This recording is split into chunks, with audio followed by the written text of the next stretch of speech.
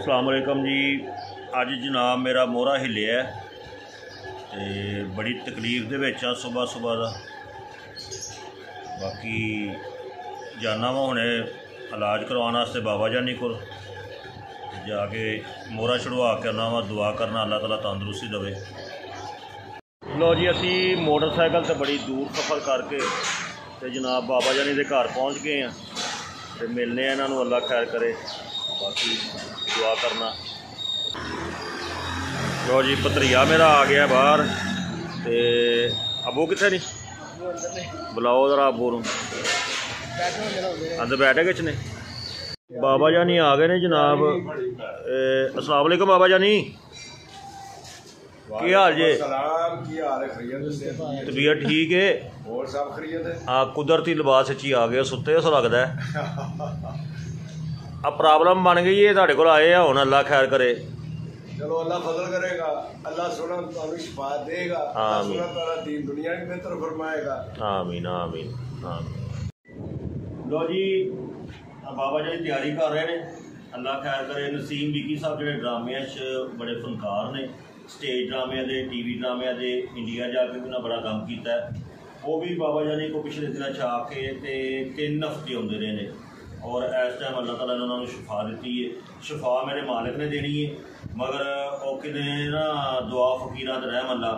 तो बाबा जानी भैया ना मियाँ आ जाओ लेटो। लो जी अल्लाह खैर करे। या अल्लाह खैर तुसी हुण दुआ भी करनी है तो वेखना भी जे।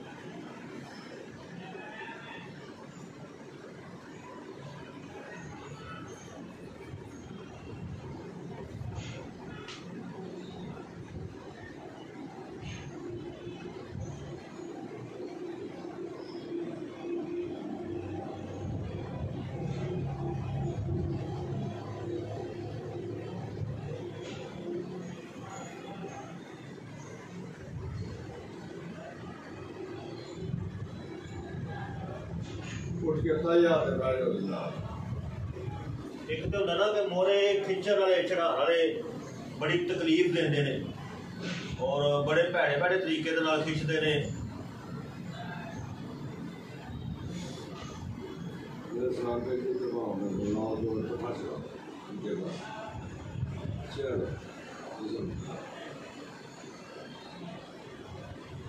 और तुसीं देख रहे हैं कि कितनी को तकलीफ दी है। मेरे से बड़े बड़े तजर्बे हुए हैं और ऐसे ऐसे तजर्बे होने कि लोग मैं तुरंत के काबल नहीं छड़िया। देखो इन्ने दिन ही मेरा फर्क पै गया, अलहमदुलिल्लाह अल्लाह का शुक्र है कि काफ़ी हद तक मैं 100 के 90% सुकून हो गया अपने वजूद के साथ।